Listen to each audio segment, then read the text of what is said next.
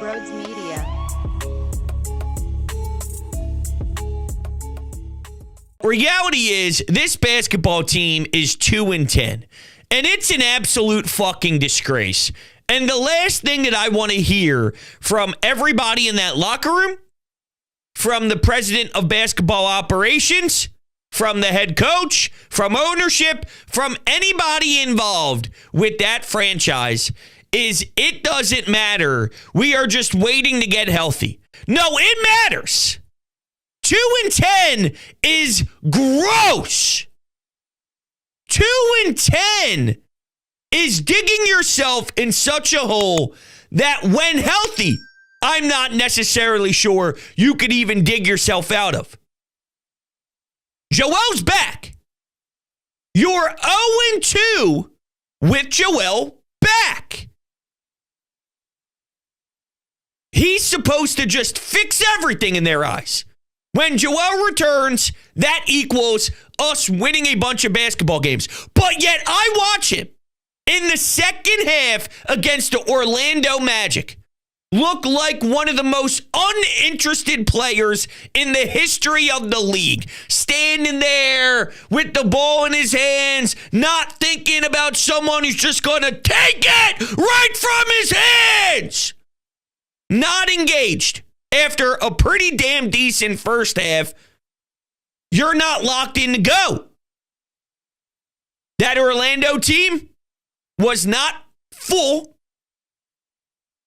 They did not have important pieces, and you let them embarrass you while you actually got fantastic production once again from Jared McCain. Now, if you listen to my skate takes on Twitter, you can follow me at Brodes81. I told you to take the over. Jared McCain, 15 and a half points. And I specifically said, this dude's going to double that. Now, I didn't think when the game first started and how things were starting off for him that we would get there as greatly as we did. But you should be put on notice, okay? That you could take a look at the over on his points, and there's probably some great value there. This kid is a stud.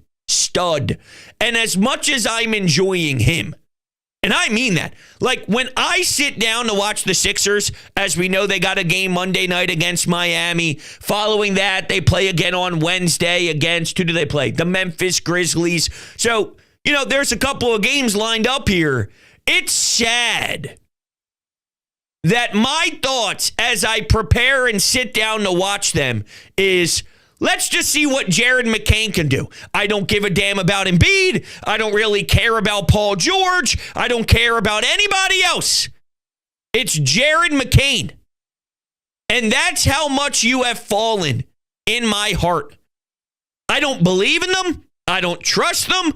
I don't think that they're going to figure it all out. And I hope I'm wrong. I really do. They don't seem to have a worry in the world. And there's two ways to look at that.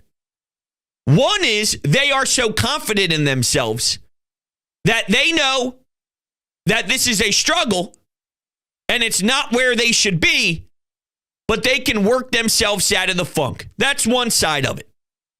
The other side is there's no urgency. And when there's no urgency, in what world are you going to have the fire? Are you going to have the piss and vinegar? Are you going to have the fight, the balls, the stones, the will, the determination to play for 48 minutes and go kick ass nonstop?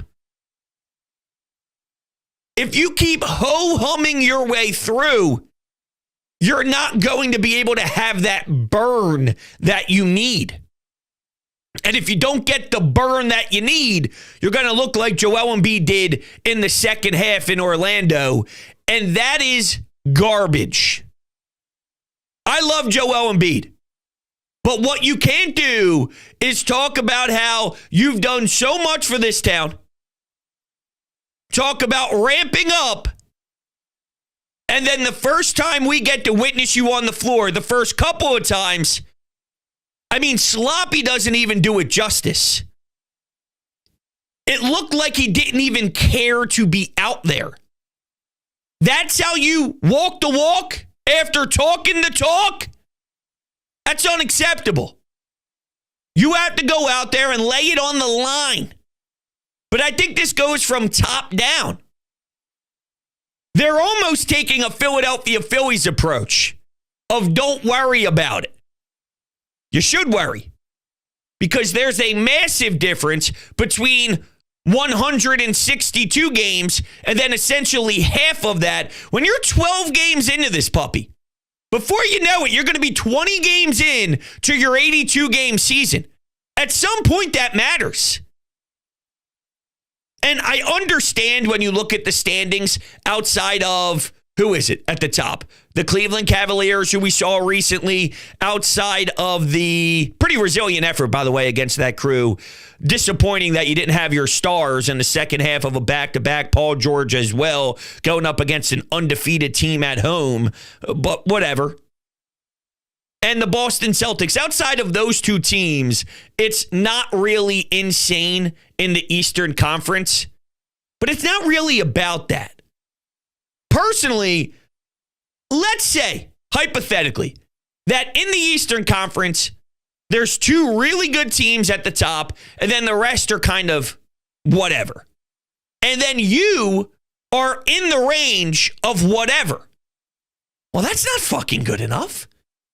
Your job this year isn't to be whatever and be in the mix with an Indiana team or, I'm just making up random teams in the East, but a Knicks team that ends up being not what they were last year because they made major changes. I don't know what the Knicks are going to be, and I have more belief in them than I ever do the Sixers in figuring it out with the new Mikal Bridges and a new Karl Anthony Towns. And, they have some things to work out with their roster. But, the Sixers have been cracking at this for years and years and years. And now I'm watching Joel Embiid not even willing to play the sport in the second half. That was so bad. That was so bad.